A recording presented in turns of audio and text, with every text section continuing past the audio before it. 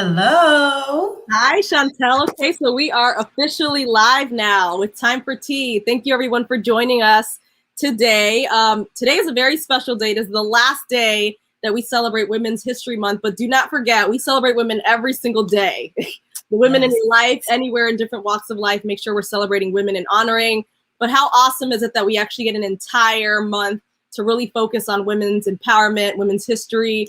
So it's been a fun month, right, Chantel?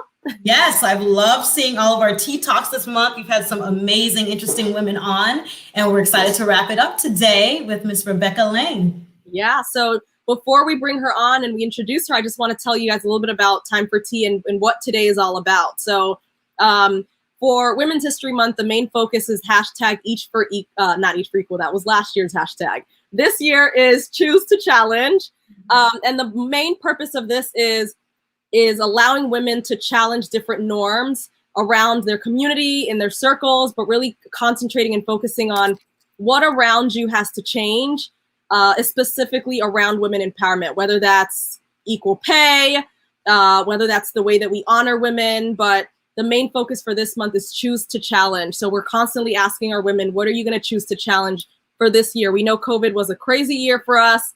2020 just didn't even exist, really. So we're super excited now to be moving forward, but really Time for Tea exists to curate open and honest conversations over tea.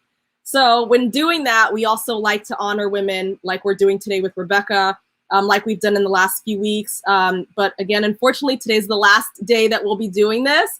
So I hope that you guys can tune in, take notes, and that you learn a lot. And I'm going to hand it over to Chantel.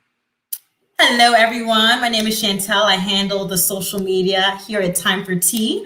So today we are talking with Miss Rebecca Lang. She is the owner of Live, Love, Laugh Events, an event planning company. She's been in the wedding industry for 10 years and has extensive knowledge in rentals, logistics, and event planning. I personally have had the opportunity to meet Rebecca at countless networking events, and this girl is just bubbly and positive, and we're super excited to have her on the show today. Recently, she did a photo shoot that features all Black women of all different shapes, all different sizes, and it's definitely made a splash in the industry. So we're going to show you a little clip of the video now and then get her on. You are a phenomenal woman. You are a phenomenal woman. Phenomenal woman. A phenomenal woman. You are strong. You are a beautiful woman. You are magical. I am a beautiful woman. You are a beautiful woman. I am beautiful. You are magical. You are strong. You are wonderful. Oh, wonderful. You are magical. You are wonderful.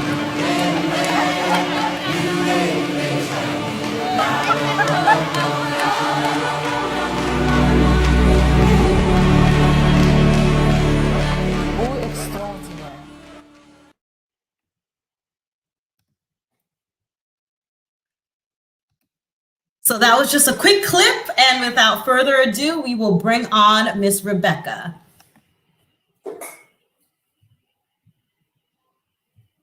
Oh, hey guys!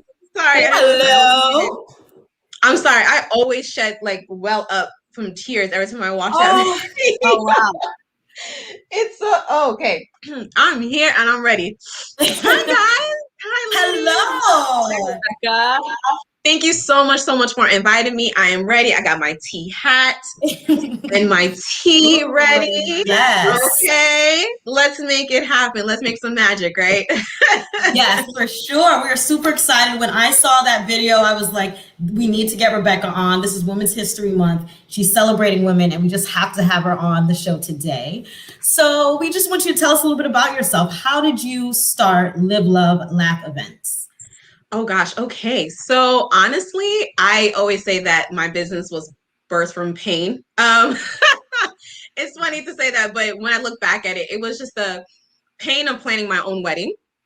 Let's just start there. So I coordinated my own wedding about almost 11 years ago now, and in 6 months. And it was probably not the best thing I've ever done in my life. Probably not the best decision I've ever made in my life. The planning of the wedding part, not the actual game.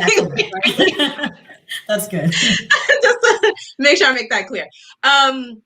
But I realized that I shouldn't have never done that, right? And so I was young, but I thought I can handle it.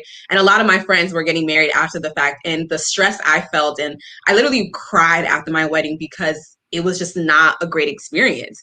And so all my friends that were getting married and everything like that, I was like, listen, I'll coordinate your wedding. I'll plan it for you. I don't want you to stress like I did. I don't want you to cry, whatever. And then years went by. They were like, you should really think about doing this professionally because your heart is really in it. And also too, my husband was like, you need to get paid and stop volunteering all your time helping other people. Right. And so I didn't want to also like jump right into having a business because I've never done that before. So I decided to really just get step foot into the industry the best way I could. And I actually worked at a venue first for about 6 to 7 years. Just learning the ropes of the event industry, building my name and just building rapport and vendor relationships. Then I went into hotel. Then I went into logistics and rentals. And then by 2016, I became certified as a wedding planner. And then 2018 is when I decided to really branch out on my own. And that's how Live, Love, Laugh Events was born. Awesome. That's so cool to see. And I knew you before you even started your event and your event company. So it's amazing to see how through that time you created something so beautiful and unique. Thank you. I appreciate it. That's super awesome. And I love events. I mean, with Time for Tea, that's actually kind of how this started too, with Time for Tea. Okay. To kind of host like a tea party with, you know, all my friends that were really diverse. And then it turned into like, oh, well, this was fun. Let's do it again and let's keep doing it. I'm only an expert in tea parties though. I'm not an expert in like anything else. So I can definitely throw a nice tea party. But I commend you for that because I know planning a wedding is very stressful, but I know how important it is to also just invest the money to get a planner. 100%. Can you say that again for all my clients that may be listening or future clients? Money and pay somebody to do what they do very well and plan your wedding for you. I've heard horror stories of people trying to do it themselves. And at the end of the day, it's not what they wanted. So, and I mean, that's what it birthed from for you, Rebecca. So, 100%. The question I would have for you around the industry is, like, I know you didn't just get there. You talked about years of experience in the industry, having to learn from people and mentor and things like that. So tell us about some of the challenges that you went through along your journey before you decided in 2018 to like go full force and do this on your own. Oh man. Okay. So I would say the biggest challenge was, so the venue I worked at, I'll just say that, was a predominantly Caucasian. It was a private country club, so golf club and everything like that. So that's predominantly a white demographic. And I was also the only minority and youngest person on the staff team for those 6 to 7 years. And I guess you say the biggest challenge was really finding my own voice, and also just dealing with the challenges of just being the minority woman on staff and the youngest woman on staff. So being taken seriously, being the challenges of not being overlooked, the challenges of always, I guess you can call it code switching sometimes, you know, I didn't realize how mentally warped I was into that environment until I left. And then, you know, people were used to tell me like, oh, here she goes. And I'm like, I think this is normal. But then when I left and I was like, wait, hold on, that actually wasn't normal. Like that interaction wasn't normal, or that comment wasn't normal, or so on and so forth wasn't normal. And so those were a lot of the challenges I had to face during, but then even after leaving, realizing that now I don't have a safety net of that, or because it was good money. Also being sure within myself as being a Black woman, and, you know, just the internal conflict of people pleasing in certain demographics versus standing my own ground in being a Black woman, you know, and not being afraid to show I'm a Black woman, you know, wearing my natural hair. Like I couldn't do that for 7 years. It like down to the smallest things. Like I always had to have makeup, make sure my hair was done, make sure like I had my heels, and make sure I was dressed to the nines, and I couldn't fall short.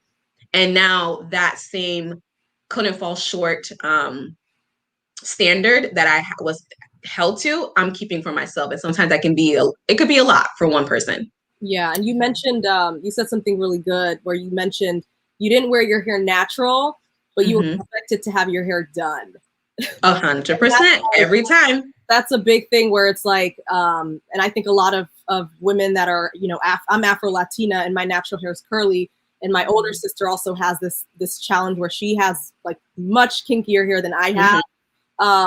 But she also felt like she couldn't always wear her hair natural and it would be considered well done. So what are some, I guess, to kind of just piggyback, what do you say to someone that right now is maybe managing people that are African American or that just don't look like them, that, you know, have their own traditions? Like, what can you say now that you're like away from that and you're your boss now?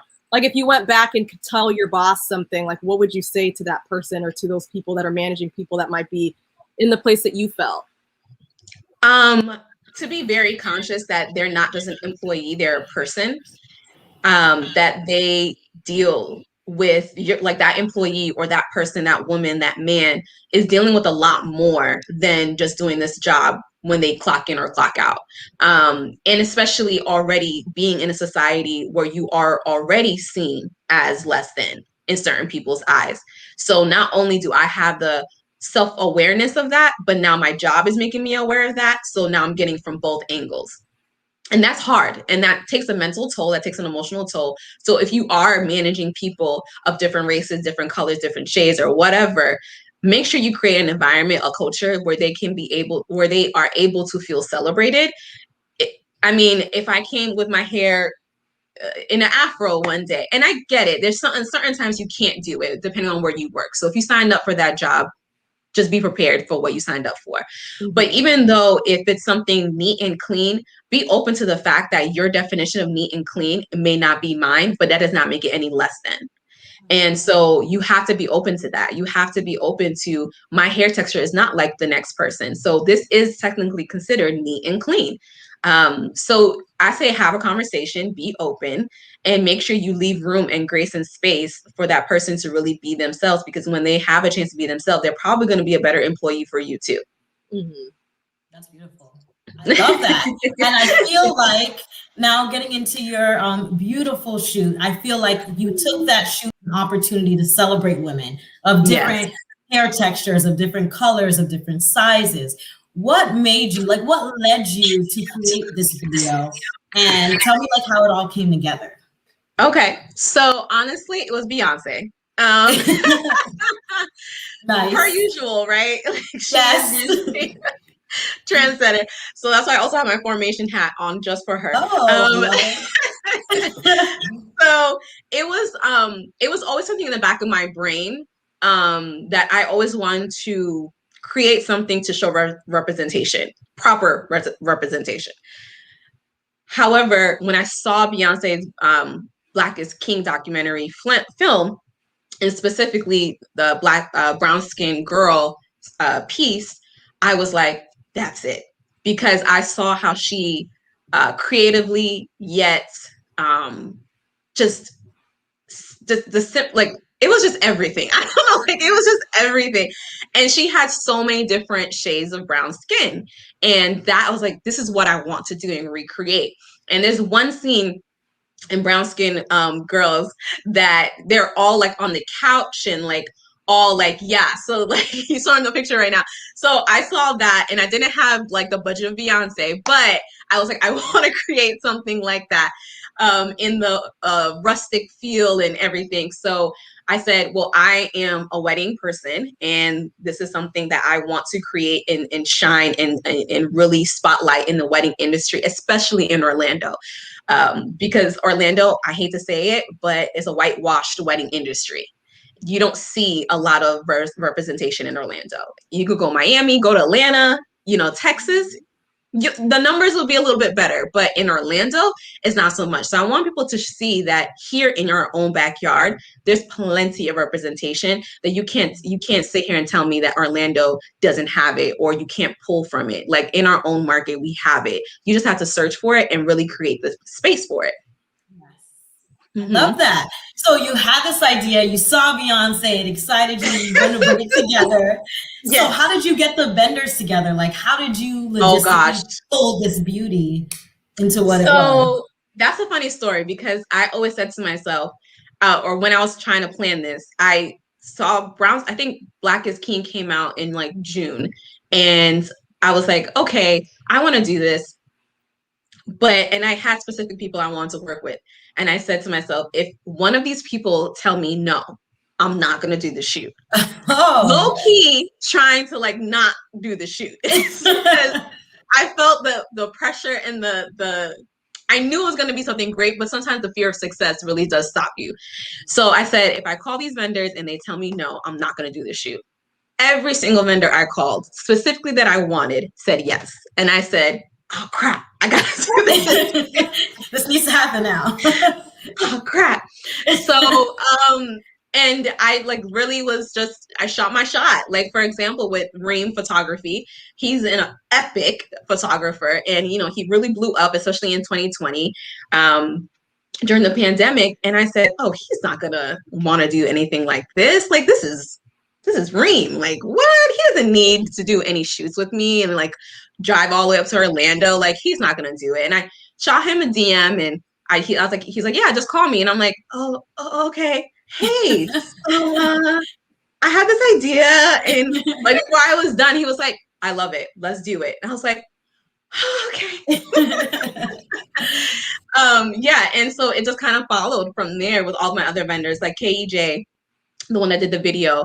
I love Caleb and Elaine, and because also Elaine is my Haitian sister, so we, you know, have that in common. But she was like, before I was even done, she said the same thing. She's like, I love it. Let's do it. We need it. And I'm like, oh, okay. And that's kind of how like everyone else came together. It was literally a labor of love, and you felt it in the room. Yes. I love looking at the photos and the videos, but one of my favorite shots from the entire two of my favorite photos from the two photo shoots is this photo. Oh gosh. And this photo. Because I feel like there's so much emotion in this photo. Oh my head. Hold on. Okay, there we go. I felt like there was just so much emotion and passion behind those photos. So what was going through your head once it was all done and it all came together? In that moment, because I was running around basically all day and I did not take any photos or anything. And in the end, Reem was like, jump in there. And I was like, I look crazy, but okay. So I did. And right, like the picture before me crying was all the girls like giving me a round of applause. And at that point, I lost it because I just did not, it was just like, did this really happen today? You know, did we just create what we just created?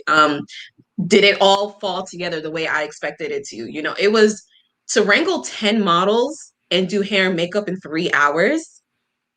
Listen, you be in your head, like, all my models were on time. They were so efficient. I mean, everybody was just, it was just magic. And that is what I was kind of going through my brain. I'm like, I don't know where this is going. I don't know what's going to come of this, but I don't care if this doesn't go anywhere. If anyone never sees it, just to the fact that I did it and we did it together, I'm good. I'm good. It was literally just being grateful for God to just put all this together. Wow. It did go somewhere. You were featured on Brides Magazine, and you were reposted by, who was it again? Could you tell us who reposted a video or a clip from your shoot? So Viola Davis, the Viola Davis, okay, you put a "the" before her name. The Viola Davis actually reposted a behind the scenes clip that Reem took while we were at the shoot, and it was impromptu. It was not planned. It was nothing, and it was one of the models, Chelsea and Mimi, was one of two of those models, both of them that were singing, and she just came up with the song on the spot because her feet was hurting, and she just came with the song on the spot. And everyone jumped in. We had a whole church moment, and Reem took the photo or video of it, and he posted it, and it just went bloop, blew up. Yes. We'll drop a link in our comments so you guys can check it out Yes, afterwards. Yes, we definitely have to. And what I love is the creativity, and I think a lot of business owners like really need that, in a sense of like, Yeah. you know, what's going to set you apart from everybody else. That there has to be something that makes you unique, that makes you different. But there's always that like one idea that you can have that's really going to help put you on the map. So I think that was definitely what that was for you. And I congratulate you for that. And Thank you. in those photos, I definitely can see your passion. And I know that that's also going to be the reason why your company and your business continues to flourish. So that's great. Girl, Yes. don't get me into tears now. My gosh, guys. Don't worry. It's coming. So what I want to know also from you is like, how are you taking, well, I guess you already answered this question in terms of how you're taking action to help push through equality, because you just did this shoot to show Orlando that there is diversity. So the follow-up question to that is, what are you, like, I guess what's next? Like, I'm curious about, you did this one thing, but what's coming after? What are we going to expect to see? Okay, good question. So after it happened and everything, I really got down to where I wanted to obviously do more. What came to mind was I want to create a safe space for brown skin brides, period. You know, there's a lot of publications, Instagrams, groups for Black brides, and I'm all for it. But there's a whole nother spectrum of brown that people really don't know or acknowledge or represent. And so I want to create that platform. So I do technically have a website right now. It's a super basic website. It's called brownskinbrides.com. Right now, though, my most active space is the Instagram, which is also at brownskinbrides. So I got those two. Right after Viola Davis, I was like, oh, I need to get on my I need to be prepared. What's going on? So thank God for Friends in PR. She's like, you need to get this website. You need to get this. You need to get that. So yes, so that is where that's going to go. And so I want to be, again, create a space of inspiration, content. And eventually my highest goal is to create a community, the community where we can blend what brown skin brides need with and connect them to the vendors that can provide that. And I'm not just talking brown skin vendors either.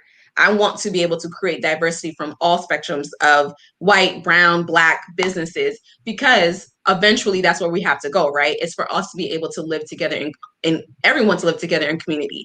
So creating a community where if you are, for example, a white-owned business, but yet you can support and you are completely vetted, but you can also provide things for brown skin brides, services for brown skin brides, and you support the brown skin brides movement, then yeah, I would want you a part of the community as well. So, you know, I don't want to basically I want to cater to my brown skin brides, but then I also want to educate all the other vendors that are out there to support the brown skin brides, if that makes sense. Okay. Love it. And then since we are featuring you for Women's History Month, and the theme for this month is Choose to Challenge, and you kind of talk about other things that you're just actually naturally challenging, but is there anything this year that you want to challenge?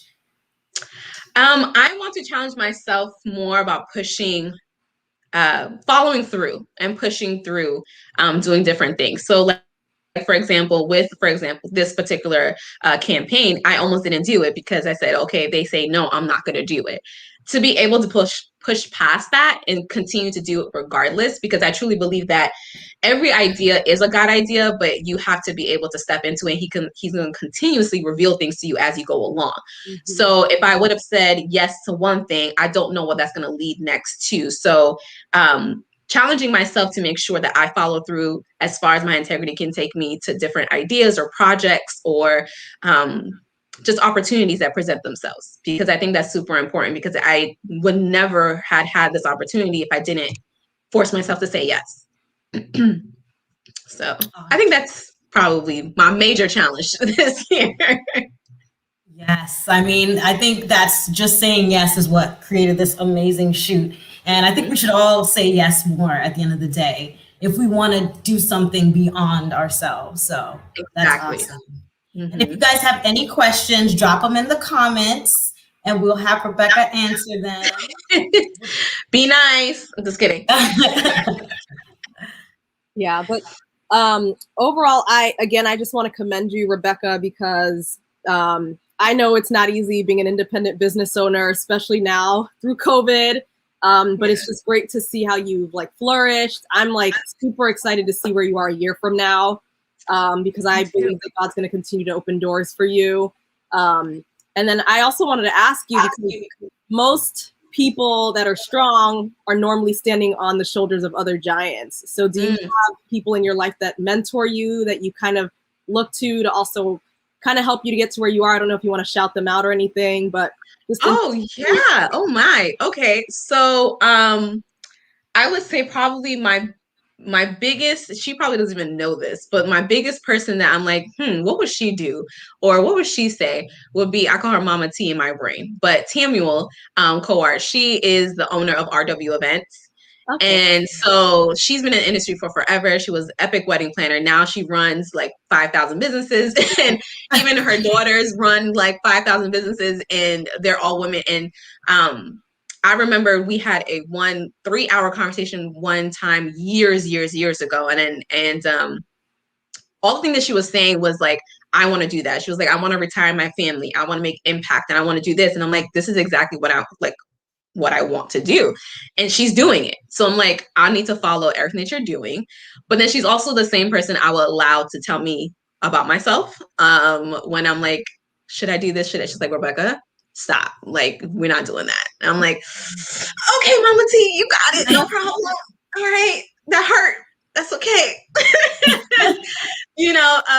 Stuff like that. And gosh, I really there's other people, like I have to give a shout out to Shannon. She's also a person that I talk to a lot, and she also tells me like it is. I give her permission to do that. The Bridal Society is where I got certified.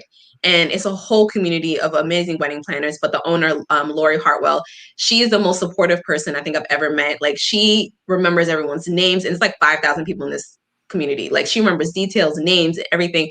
And even though she's going through her own things personally, she's still always there for us. And I'm like, how do you do that? And so her heart for people is where I think I get my heart to like really have my heart in this, was from her. So I would say my top 3. Those are my top 3.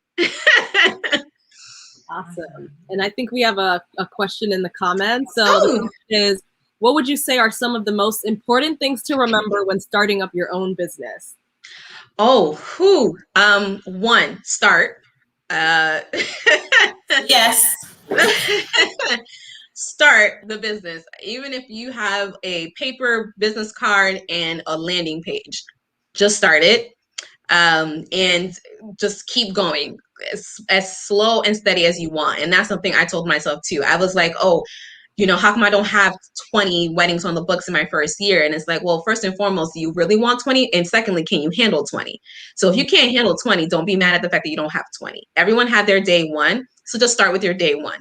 Handle 1, handle 3, work out all the kinks, get your processes down. And then when that 20 comes, you can handle it. And you won't get overwhelmed, and your clients won't lose out on a great experience. So definitely start slow if you have to. Doesn't mean you're not behind or anything like that.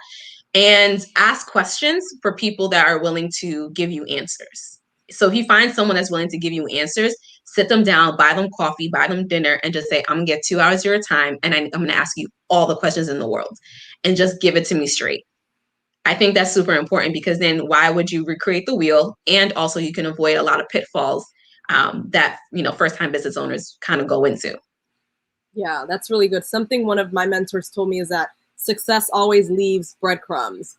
Like no one ever just becomes successful just out of nowhere. So you have to be able to follow and learn and take people out to lunch and pay for it. Yeah, you have to pay for it. You invest. It's a great ROI. I promise you that knowledge is your ROI. You may not get money back, but you get knowledge, and sometimes that's better than money. So yes, because you'll avoid a lot of pitfalls. Well, that was some really good advice. So tell the people where can they follow you? Where can they see more? Yes. Okay. So of course you can follow my Instagram, Facebook, at Live Love Laugh Events Co. You can go and see me on my website and learn more about me, see all of the like testimonials, galleries, and some behind information at livelovelaugh.events.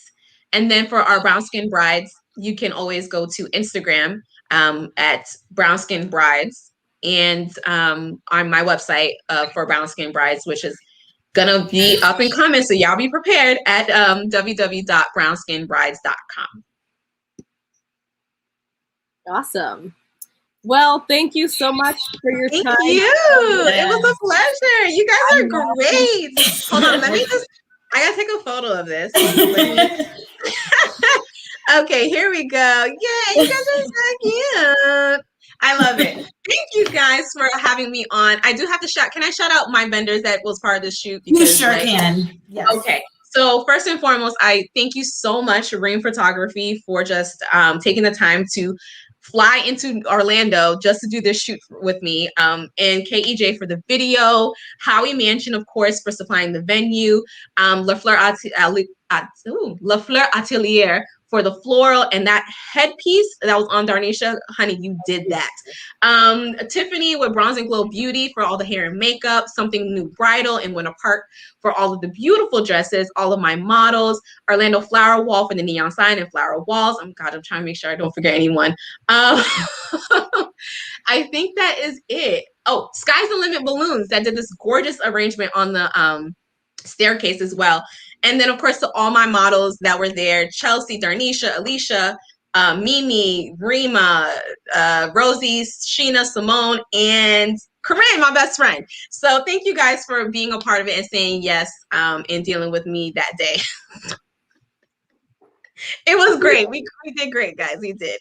Yes, it takes a whole village to get something that to some people looks so simple, but you just named a lot of people and a lot of organizations that helped you. So shout out to them and just much more success to you. Like I said, I can't wait to see what you've done in a year. I know you're going to go far, and keep saying yes. Yes, I shall. I'll keep you guys posted. Thank you so much. Yes. Thank you for saying us. Bye.